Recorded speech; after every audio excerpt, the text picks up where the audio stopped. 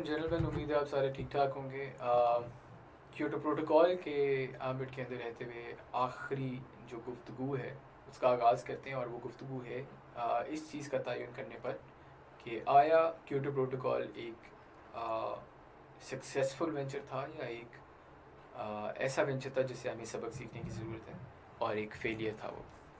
इसके ऊपर डिस्कशन करना है। तो मैं वैसे आपको 10 सेकंड देता हूँ, ज़रा खुद भी जहन में आप लोग एक पर्सपेक्टिव बनाने की कोशिश करें कि क्योटो प्रोटोकॉल आपके ख्याल से अभी तक हम जो पढ़ चुके हैं आपको इस चीज़ से अंदाज़ा हो जाना चाहिए। ना सिर्फ क्योटो प्रोटोकॉल बल्कि पीछे जितने मॉड्यूल्स पढ़ लिए हैं उनसे अब तक आपका एक कोई ना कोई पर्सपेक्टिव डेवलप होना शुरू हो जाना चाहिए, जिसके तहत आपको समझ आ जाए कि आया क्योटो प्रोटोकॉल एक सक्सेस था या फेलियर था। तो आई गेस 10 सेकेंड अब तक ख़त्म हो गए होंगे, चलते हैं। देखें, सिर्फ 2012 में although through Kyoto protocol 1 billion ton of emissions were seen to be reduced, ठीक है, रिडक्शन हुई, लेकिन उसके बावजूद आज के पस मंज़र में देखा जाए तो 17% राइज आया है ग्रीन हाउस गैस एमिशंस के अंदर, ठीक है, खसूसन कार्बन एमिशंस। और आपको पता है ग्रीन हाउस गैस एमिशन में कार्बन की क्या वैल्यू है, इट्स अराउंड 74-75% कार्बन डाइऑक्साइड की। 17% आपका इंक्रीज़ हो रहा है ग्रीन हाउस गैस एमिशंस के अंदर। आपने एक कमिटमेंट पीरियड में 5% ऑफ 1990 लेवल्स कम करने की बात की, फिर एक में आपने बात की कि हम 18% कम करेंगे, लेकिन फ़ायदा आपको फिर भी उसका कोई नहीं नजर आया, क्योंकि अगर ओवरऑल देखा जाए तो दुनिया की एमिशंस के अंदर 17% ग्रीन हाउस गैस एमिशंस का इजाफा हुआ है। तो आप तो कम करने की बात कर रहे थे, इजाफे की तो आप बात ही नहीं कर रहे, लेकिन यहाँ पर तो इजाफा हो रहा है। So this is one point that comes in favour of declaring Kyoto protocol as a failure. फिर अगर बात करें आपके जो बड़े प्लेयर्स हैं, यूएस, कनाडा और अब जापान भी, ये तो क्योटो प्रोटोकॉल के एम्बिट से ही बाहर निकल गए हैं। They are not even complying with what Kyoto protocol is saying.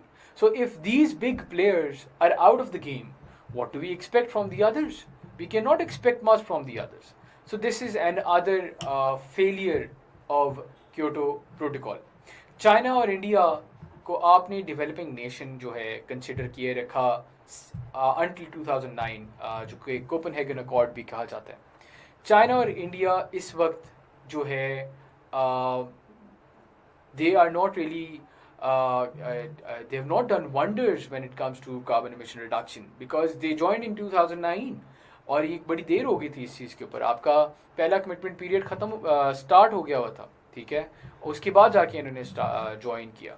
तो ये भी एक बहुत बड़ी प्रॉब्लमेटिक बात थी, और इसका जो एक प्रिंसिपल है, प्रिंसिपल हमें वही नज़र आना चाहिए कि CBDR के तहत वही जो मैं पीछे आपको बता रहा था, जो शेयर है आपकी डेवलपिंग कंट्रीज़ का, वो तकरीबन अगर हम बात करें तो वो तकरीबन इस वक्त बन जाएगा अराउंड 57%।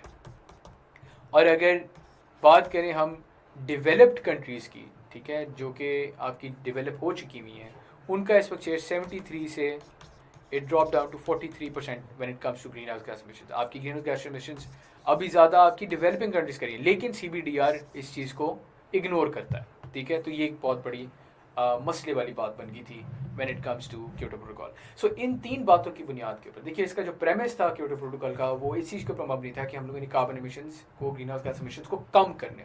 तो पहली चीज़ के ऊपर तो इनका प्रेमिस ही गिर जाता है ना, जिसके ऊपर पूरा क्योटो प्रोटोकॉल बिल्ड हुआ, that was the reduction of carbon emissions. वो गिर जाता है जब हम देखते हैं आजकल के पस मंजर में कि 17% ग्रीन हाउस गैस एमिशंस में इजाफा हुआ है। दूसरी बात, आपकी कोशिश की कि कंसेंसस डेवलप करके पूरी दुनिया के अंदर एक ऐसा ट्रीटी एप्लीकेबल करें जो कि सारे इसको फॉलो करें। आपके बड़े प्लेयर्स यूएस, कनाडा, जापान, वो तो बाहर निकल गए हैं। क्यों? क्योंकि आपके पास कोई नॉन कंप्लायंस मेथोडोलॉजी नहीं है, कोई आपका नॉन कंप्लायंस क्राइटेरिया नहीं है, ठीक है। एंड थर्डली, आपने CBDR के प्रिंसिपल को आपने देखा कि आपकी डेवलपिंग कंट्रीज काफ़ी ज़्यादा एक्सप्लॉइट किया, जिसकी वजह से भी आपकी एमिशंस के अंदर इजाफा आपको होता हुआ नजर आया। तो इन तीन बातों की बुनियाद के ऊपर ये कहना सेफ होगा कि आपका क्योटो प्रोटोकॉल एक फेलियर है, और इस फेलियर को समझते हुए ही आपने वे फॉरवर्ड के तौर पे ये बात कही कि हमें क्योटो प्रोटोकॉल से हटकर एक नए ग्लोबल प्रोटोकॉल की, एक नए ग्लोबल ट्रीटी की ज़रूरत है, जिसकी बुनियाद आपने पेरिस क्लाइमेट अकॉर्ड 2015 में रखी, और जिसको असूली तौर पे आपने 2020 के अंदर फाइनल कर लेना था, had it not been for corona. तो ये कोरोना वायरस ना होता तो 2020 में आज के इस साल के एंड तक जो है आपका एक नया ट्रीटी जो है उसने डिवाइस हो जाना था, लेकिन अनफॉर्चुनेटली नहीं हुआ। क्योटो प्रोटोकॉल का जो सेकंड कमिटमेंट पीरियड है, as far as you guys should remember, वो 2020 में एंड होता है, वो 2012 से 2020 का है। तो इन तमाम बातों की बुनियाद पे मैं आप सबसे इजाज़त चाहूँगा, और उम्मीद करूँगा कि क्योटो प्रोटोकॉल का जो पूरे का पूरा सीक्वेंस हमने पढ़ा वो आपको समझ आ गया होगा। नेक्स्ट वीडियो के अंदर हम पेरिस क्लाइमेट अकॉर्ड के ऊपर एक थोड़ा सा देखते हैं, and then we'll move forward with the other module. Next video में इंशाल्लाह आपका ये वाला मॉड्यूल भी इख्तिताम हो जाएगा, उसके इख्तिताम पजीर हो जाएगा। बहुत बहुत